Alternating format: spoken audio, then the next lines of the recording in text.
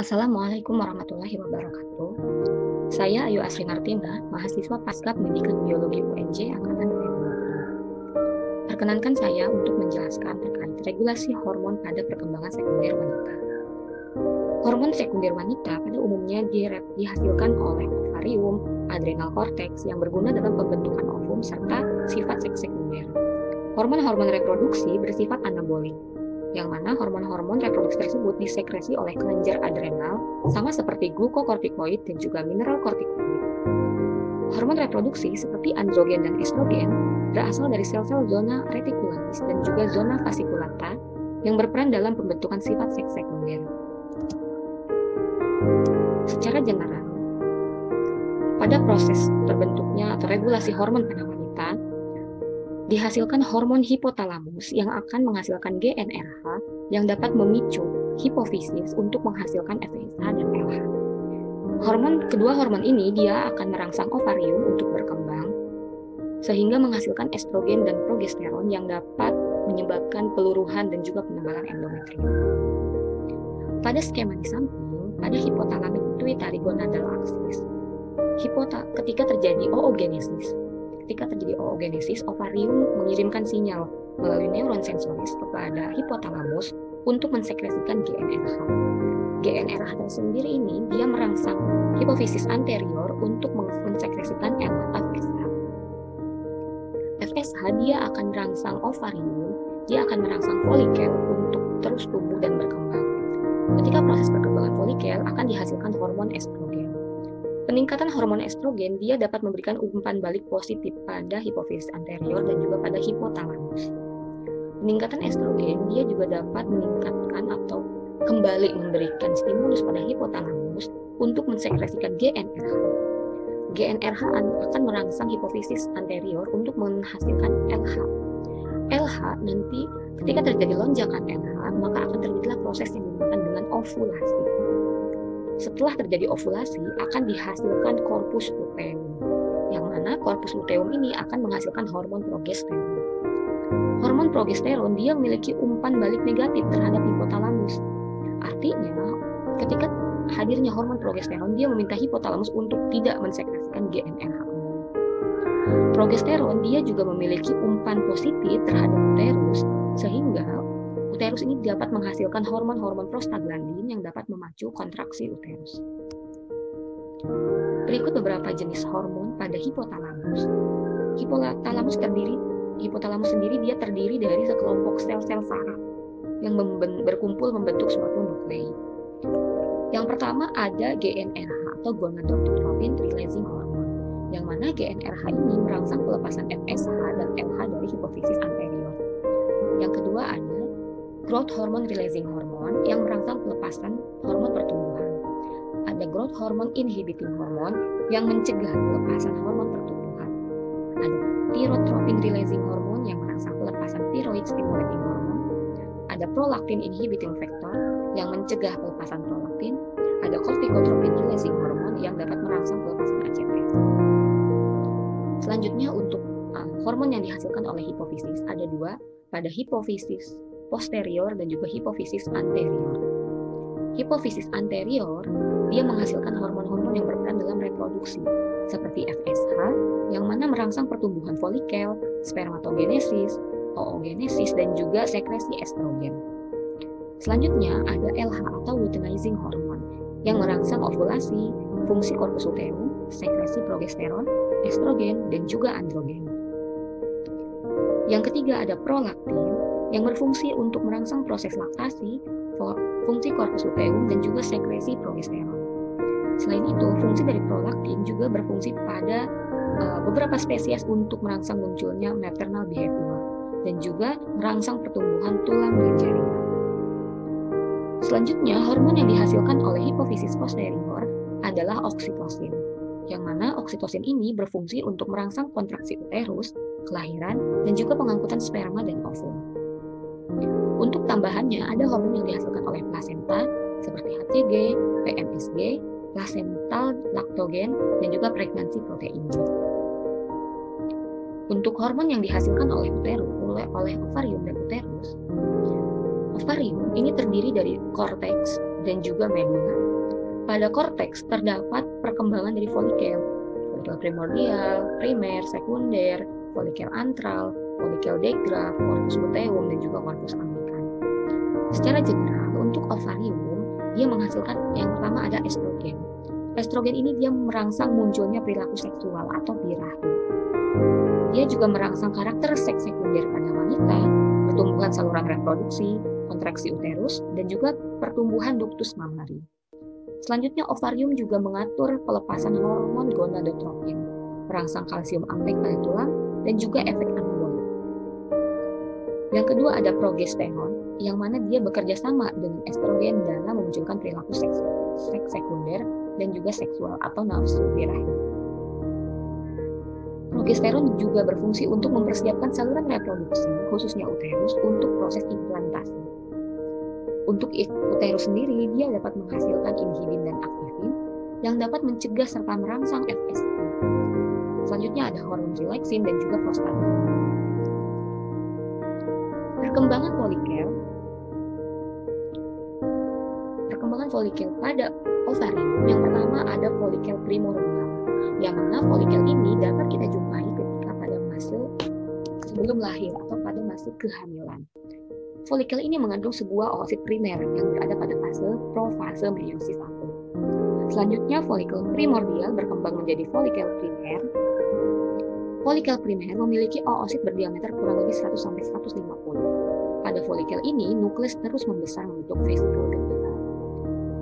Selain itu, sel stroma akan membentuk dua lapisan, TK interna dan juga TK eksterna. Yang ketiga ada folikel sekunder. Folikel sekunder dia juga disebut sebagai folikel antral ya. Karena pada fase ini terjadi proliferasi sel granulosa akibat pengaruh FSH. Ruang intraseluler yang dipicu oleh peningkatan FSH, dia akan membentuk suatu ruang yang berisi cairan liquor foliculi. Liquor foliculi ini dia jumlahnya terus bertambah sehingga menghasilkan ruang yang disebut dengan antrum. Bagian sel tepi antrum terdapat sekelompok sel granulosa yang mengelilingi dari oosit. Selanjutnya bagian dalamnya sel granulosa juga dia membentuk cumulus oosporus. Dan bagian dalam yang lebih dalam lagi untuk melindungi oosit dia disebut dengan corona radiata. Setelah itu setelah menjadi folikel sekunder, folikel akan masuk pada tahap seleksi dominansi sehingga masuk ke folikel matang atau disebut juga dengan folikel degraf. Folikel degraf ini akan memodulasi terjadinya ovulasi karena terjadi lonjakan dari hormon LH. Aliran LH dia menyebabkan oosit primer pada folikel degraf menyelesaikan meiosis 1 sehingga membentuk oosit sekunder dan juga badan polar 1. Oosit sekunder masuk pada meiosis 2 dan berhenti pada tahap metafase. Oosit sekunder dan sel folikular kemudian diovulasikan. Nah, sisa folikel degraf ini dia yang akan membentuk corpus luteum, yang mana corpus luteum itu terdiri dari sel granulosa dan juga sel TK. Sel lutein granulosa mampu mensekresikan progesteron dan mampu mengkonversi androgen menjadi estrogen. Sedangkan sel lutein TK dia terletak di daerah perifer corpus luteum yang berfungsi untuk mensekresikan progesteron, estrogen dan juga androgen. Berikut yang terjadi pada perkembangan folikel, ada fase gonadotropin independen, artinya tidak terikat oleh gonadotropin, yang terdiri dari primordial, primer, sekunder, dan juga antral. Pada fase ini, banyak sekali folikel yang mengalami atresia karena tidak berikatan dengan GNRH. Setelah melalui fase antral, folikel-folikel tersebut akan mengalami fase seleksi dominansi, yang mana hanya satu folikel dominan lah yang dapat dikeluarkan. Untuk mengetahui proses dari perkembangan folikel tersebut bisa kita lihat pada gambar berikut. Yang pertama masuknya LH pada sel TK sehingga memicu masuknya kolesterol pada sel TK. Kolesterol ini dia dirubah menjadi progesteron, selanjutnya progesteron dirubah menjadi androgen. Androgen pada sel TK akan ditransferkan pada sel granulosa. Di bawah pengaruh FSH, androgen akan dirubah menjadi estrogen sehingga dapat memicu pertumbuhan folikel. Setelah folikel tumbuh, dia masuk kepada tahap fase seleksi dominansi. Yang pertama, kenapa kita perlu menseleksi? Karena kita hanya menginginkan satu folikel dominan. Pada yang pertama terjadi fase rekrutmen yang merekrut folikel dengan cara menaikkan FSH. Ketika FSH naik, terjadilah seleksi dominansi yang memilih folikel yang dominan. Karena pada fase folikular, FSH ini lebih tinggi dibandingkan LH, yang tujuannya adalah untuk memperbanyak folikel. Selanjutnya, yang tahapan kedua, sel telur banyak melepaskan estradiol dan juga inhibin yang dihasilkan oleh sel-sel granulosa. Lepasnya estrogen dan inhibin menyebabkan penurunan hormon FSH. Estrogen juga meningkatkan kadar LH sehingga dapat memicu terjadinya steroidokinesis. Nah, disinilah terjadi ujian seleksi. Karena folikel yang memiliki ekspresi reseptor FSH yang tinggi, dia yang dapat bertahan. Sedangkan folikel yang memiliki ekspresi reseptor LH yang tinggi, dia akan masuk pada fase agresi. Fase selanjutnya, setelah terjadi seleksi dominansi, akan dipilih folikel dominan yang memiliki kadar estradiol yang tinggi. Yang mana kadar estradiol yang tinggi dapat memicu lonjakan LH sehingga terjadi ovulasi. Dan hanya satu folikel dominan atau satu sel telur yang akan dikeluarkan. Nah, ini untuk skema terjadinya dari ovulasi. Ketika terjadi lonjakan LH ini dia menstimulasi atau merangsang terbentuknya prostaglandin. Yang mana prostaglandin ini dia merangsang kontraksi otot polos dan juga mendorong penonjolan yang disebut sebagai prestigma ovulasi. Lonjakan LH juga menyebabkan ekspansi mukulus dan penipisan korteks serta mendorong untuk pematangan oosit.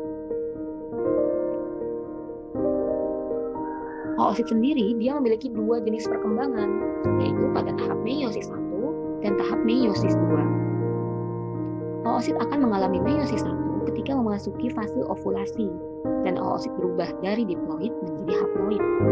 Sedangkan ketika oosit memasuki tahap meiosis 2 hanya terjadi ketika fertilisasi atau ketika oosit tersebut dibuahi oleh sperma.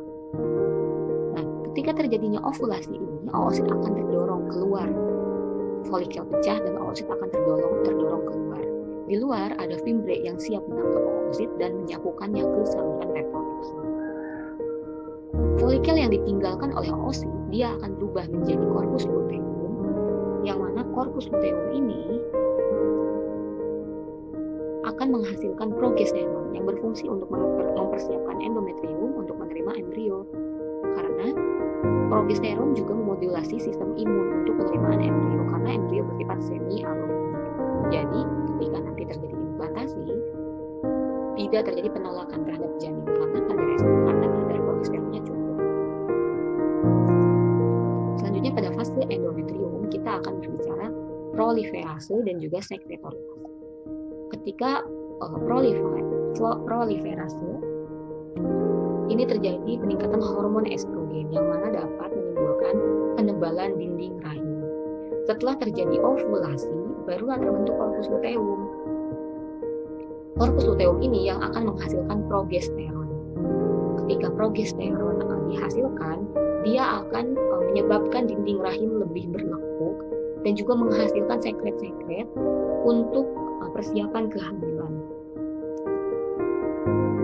Ini untuk gambaran dari proses menstruasi. Jadi ketika corpus luteum sudah mengalami degenerasi, maka kadar progesteron akan turun. Yang mana penurunan ini menyebabkan inflamasi dan memicu metabolisme prostaglandin. Ketika progesteron mengalami inflamasi, dia akan memicu metabolisme prostaglandin. Nah, ini dapat menyebabkan lepasnya lapisan fungsional. Selain itu, endometrium ini juga dia mengalami vasokonstriksi, lalu vasodilatasi ekstravasasi darah, sehingga hematoma, barulah lepasnya lapisan endometrium fungsional sehingga keluarlah darah yang kita sebut sebagai haid atau menstruasi. Mungkin cukup sekian yang dapat saya sampaikan. Terima kasih atas segala jenis perhatian. Wassalamualaikum warahmatullahi wabarakatuh.